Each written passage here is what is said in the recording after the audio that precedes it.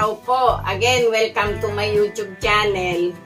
Mananahi po ako ngayon ng dalawang baby dress na shearing lang po yung laylayan at ito lang po yung kanyang pinaka-blouse. Ito yung back, ito po yung front. Yan. Gumawa po ako, diniretso ko na lang, hindi ko na po siya binilog. Diretsohin nyo na lang kasi pagka po bata, kahit medyo lumalabas naman yung kilikili, okay lang po yun. Ayun, dito naman, bumaba lang ako dito ng 3.5, tapos, i-divide nyo yung 3.5, yun po ang kunin nyo dito. 1 3/4, yung, itong straight na to, para maging square siya, guys. O, yan. Ang length nitong blouse ko ay 11.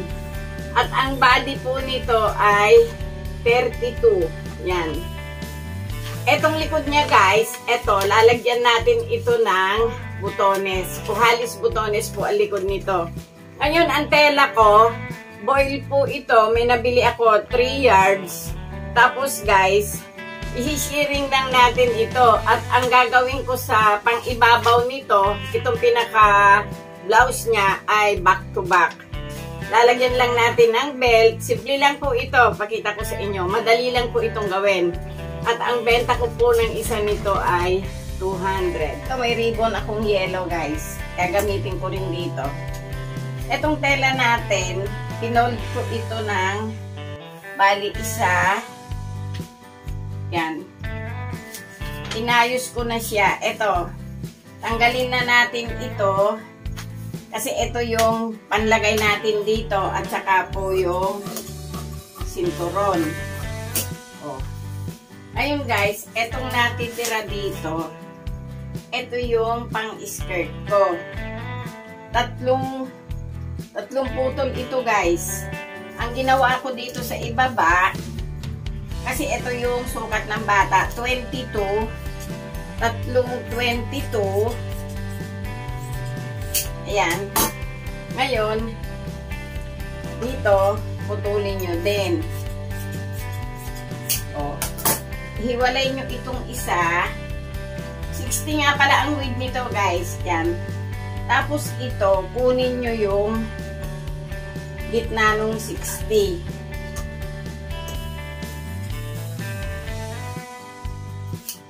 Ito yung gitna ng 60, guys.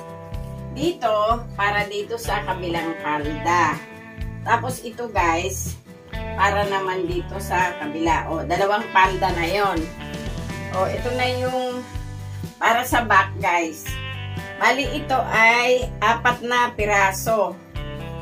O, pag kinuha natin yung back, ilapat nyo lang siya ng ganito.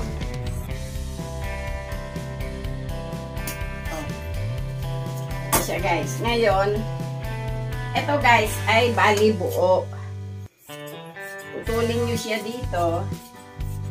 So, kasi ito mamaya, hindi na natin siya bubuksan dito.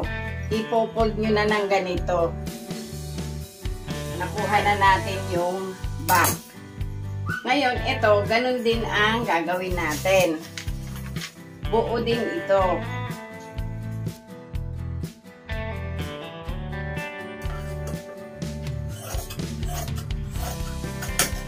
Tapos na yung back at saka kalaki. Tapos na kasi yung palda natin. Tapos na yung front. Tapos na yung blouse. Ito, i-double nyo. Tapos, isa pang ikot. Dito, pag ganito yung cut natin. Tapos, guys, pumunta kayo dito sa dulo. Pagdating dito, ayun, guys, oh. Bali, 4 na sinturon ito, guys. Pagka nagdugtong ako sa ganito, eto, naka-adjust kayo ng konti, tapos isang tiklop doon.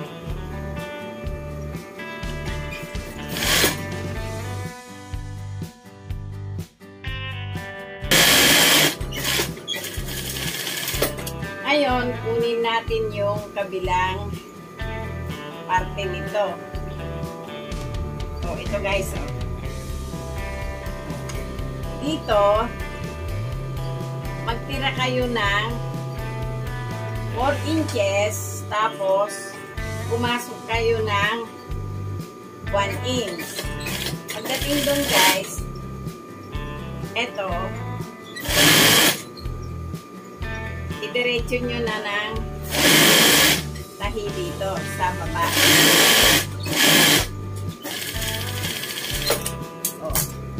Ito, nadiretso na natin ang tahi.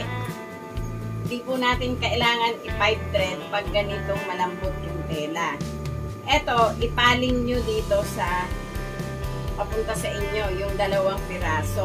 Ayun o, pagpatungin nyo guys. Tapos, pian natin ng 1 inch.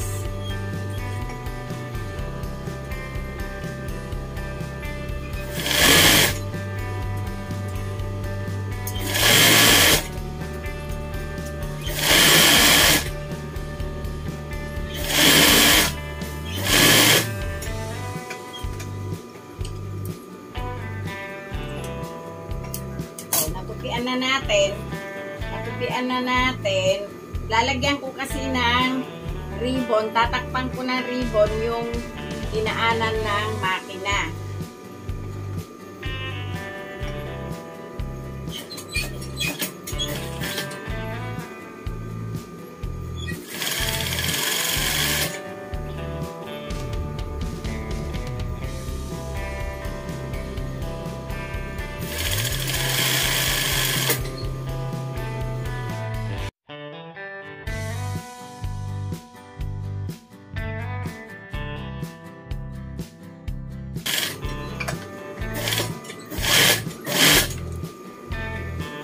Pagdating dito, ito guys, i-fold nyo itong ribbon, ipatong nyo siya doon sa nauna.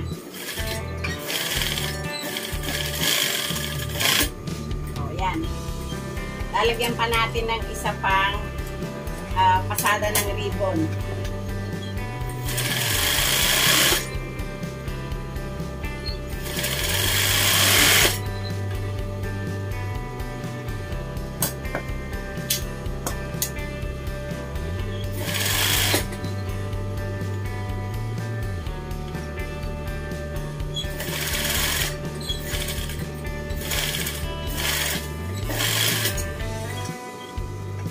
Ayan guys. Tapos na yung laylayan natin. Ito na siya. Ngayon, yung shearing, ito guys, kinakamay ko lang to eh. Yan. Mag-adjust kayo ng 1.5 inch. Tapos, shearing nyo lang ng ganito.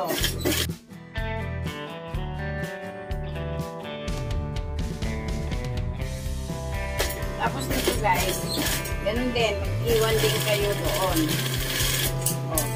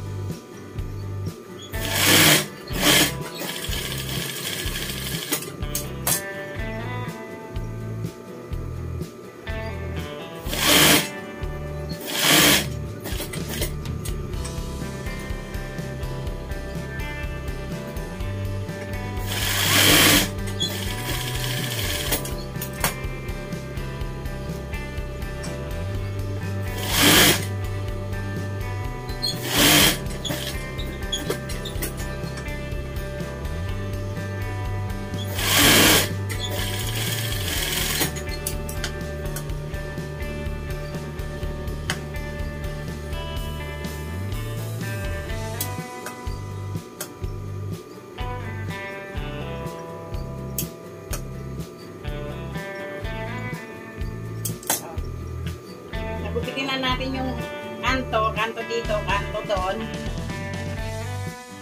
So guys, eto, pagdikitin nyo.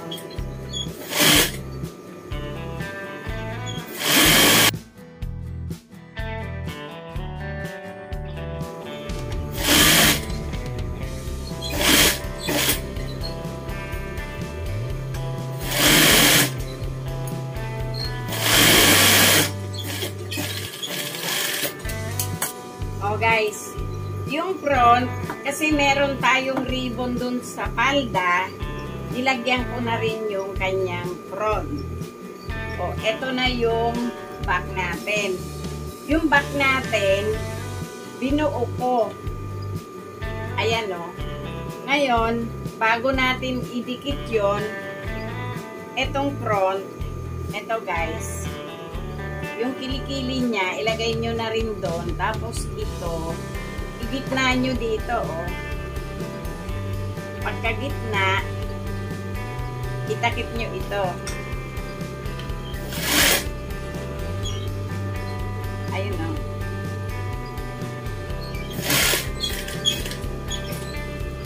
Tapos, pumunta na kayo dito sa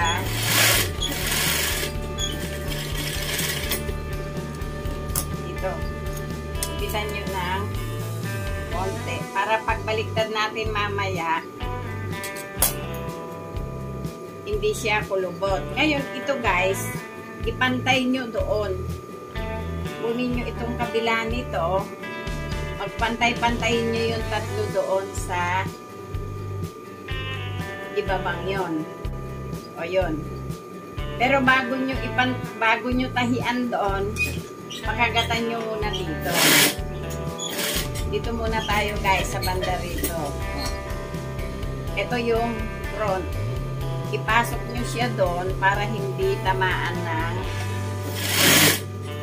tahi. Pagdating doon sa kanto, itusok ninyo.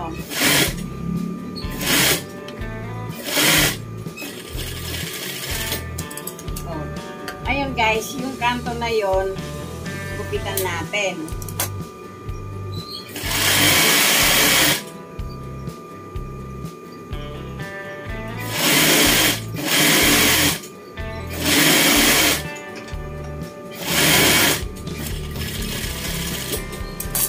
Ito siya guys. O, ito yung ating belt. Dito kasi,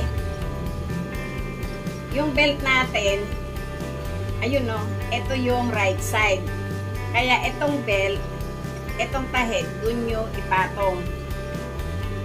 Tapos guys, ito, ipatong nyo bago nyo ilagay ito.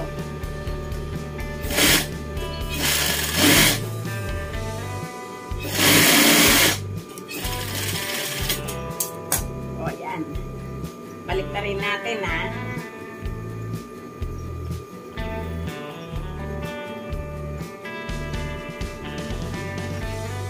Ito guys, oh, nabaliktad natin. Ngayon dito, tahian nyo na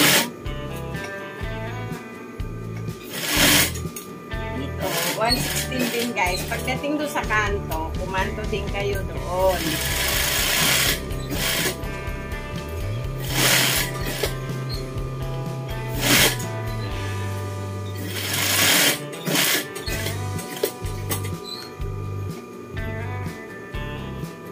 Ayan o, malinis ito. Walang walang facing.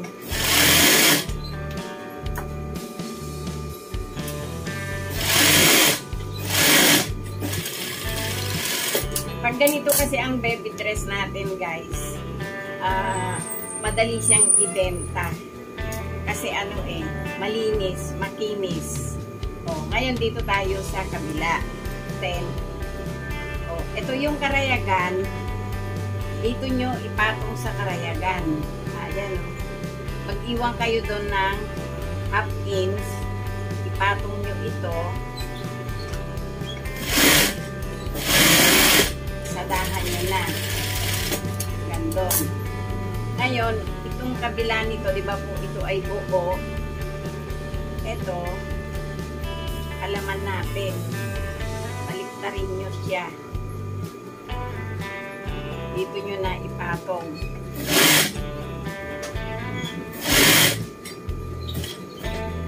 Pasok nyo ito doon.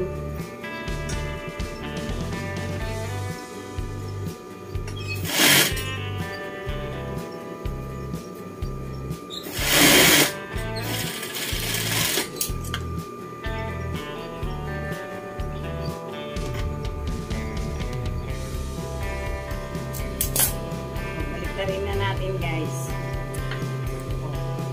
Ito na siya. Kung ano yung ginawa natin kasi kanina dun sa kabila, ganun din dito. So, pantayin nyo muna. O, pantay siya, guys. Meron lang konti. O, idapa nyo ito. Yan, nakadapa na ganyan. Ito yung tinahi natin, guys. Ipantay nyo doon sa tahi na yon. Pantay muna sila. Half inch.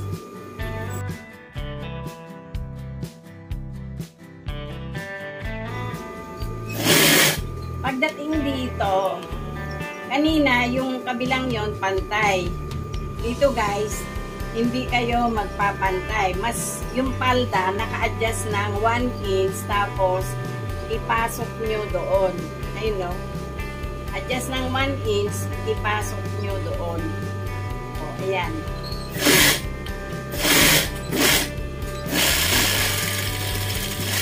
E-edgingin ko lang. O, guys, tapos na itong dress natin. Yan. O, guys, ayan yung back natin. O, yan yung ribbon niya. Ayan siya, guys. O, guys, ayan na yung dalawang baby dress natin. O, ilapit ko kayo ng konti. O, ayan siya, guys. Ang tela niyan ay boil. At ang yardage niyan ay 3 yards. Tapos, ang width ay 60. At ang benta ko po nito ay 200 each.